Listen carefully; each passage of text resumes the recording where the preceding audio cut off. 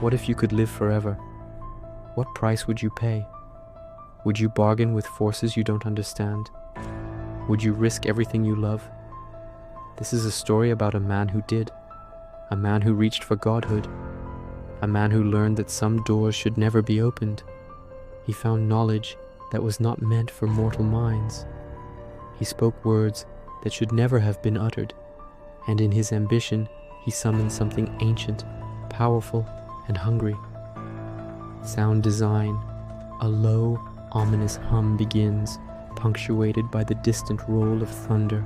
Our story begins not with a king or a warrior, but with a scholar.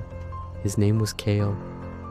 In the flickering candlelight of his secluded study, surrounded by towers of scrolls and dust-mote-filled sunbeams, Kael was a man consumed. He was not driven by greed for gold or a lust for power over men. His obsession was far deeper, far more absolute. He sought to conquer death itself.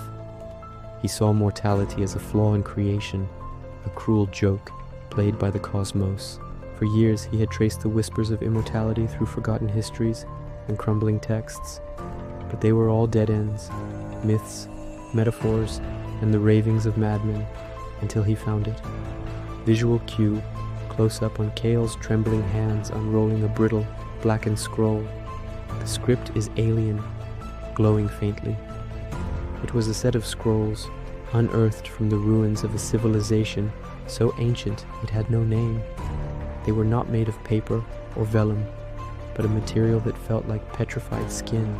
The runes etched upon them seemed to writhe in the low light, promising not just long life, but true, unending existence. They spoke of a ritual, a summoning, not of a demon or a spirit, but of a primordial entity, a forgotten god of existence that held the very keys to the fabric of life and death. The text warned that the ritual demanded a sacrifice, but its language was archaic and maddeningly vague. Kael, in his hubris, believed he understood. He thought the price was his own mortal frailty. He was wrong. Sound design, the sound of crackling fire and a slow, rhythmic chanting begins softly in the background. The night of the summoning was suffocated by a storm that had appeared from a cloudless sky. Thunder cracked like the world's own bones, and rain lashed against the stone walls of the ancient, circular chamber Kael had chosen. In the center, he had meticulously drawn the summoning circle from the scrolls, its intricate runes painted in a mixture of salt and powdered obsidian. Candles, dozens of them, flickered violently, their flames casting long dancing shadows that twisted into monstrous shapes on the walls. Kael stood at the heart of it all, his face a mask of desperate determination. He began the incantation. Visual cue. A slow-motion shot of Kael's lips moving, speaking an unheard language.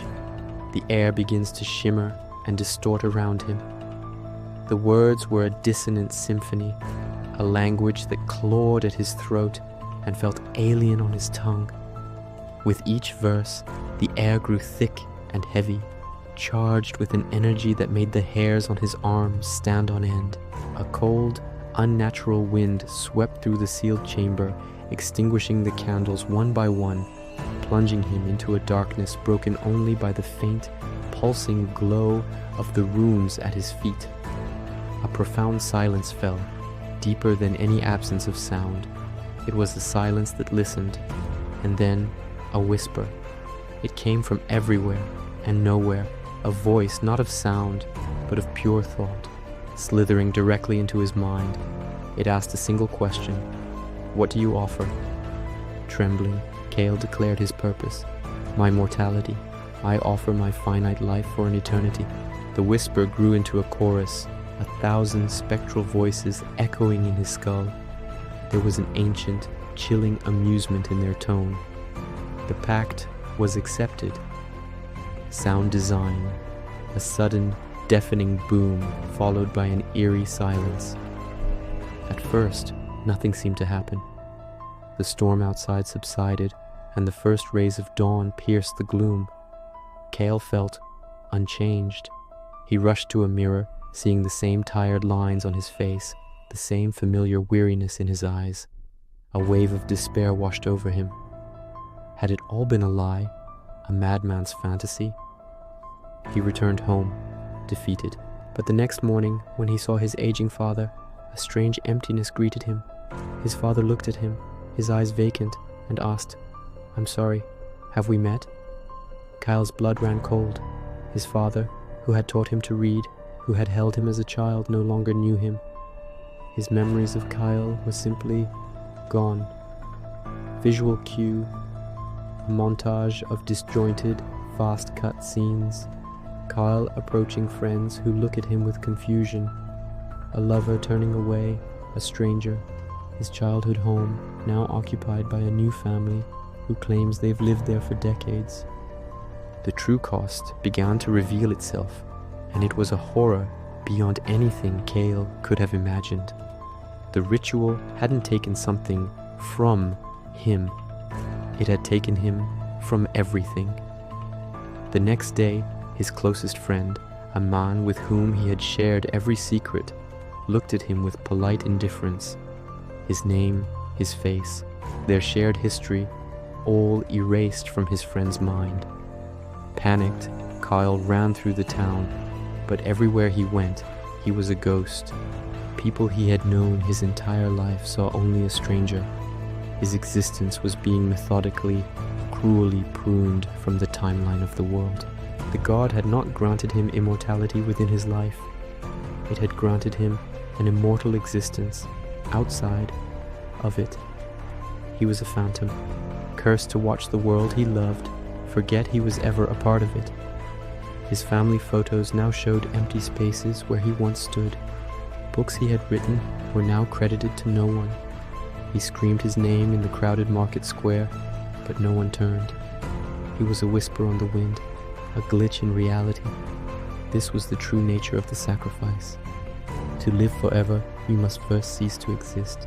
The bonds of love, friendship, and family, the very things that give life meaning, were the price.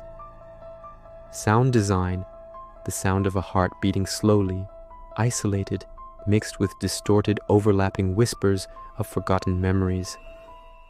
Desperate, Kael returned to the ruins, to the summoning chamber, and screamed into the void, begging the entity to take back its gift. The air grew cold once more, and the voice returned to his mind, its amusement now a torrent of cosmic contempt. You offered your mortality? It echoed. Mortality is not just the decay of the flesh. It is memory. It is connection. It is legacy. To be mortal is to leave a mark on the world. You have no mark left to leave.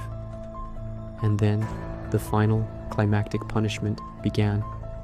Kael felt a tearing sensation, a pull in two opposite directions.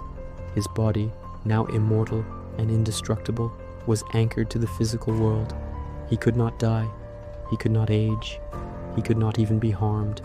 But his consciousness, his soul, was being dragged into the timeless void where the god resided.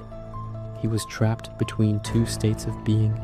His eyes saw two realities at once, the cold, empty ruins around him, and the swirling, chaotic, star-dusted infinity of the god's domain.